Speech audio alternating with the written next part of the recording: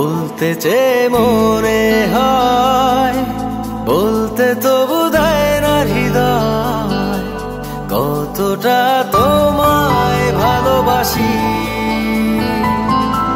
চলতে গিয়ে মনে হয় দূরত্ব কিছু নয়, তোমারই কাছেই ফিরে আসি।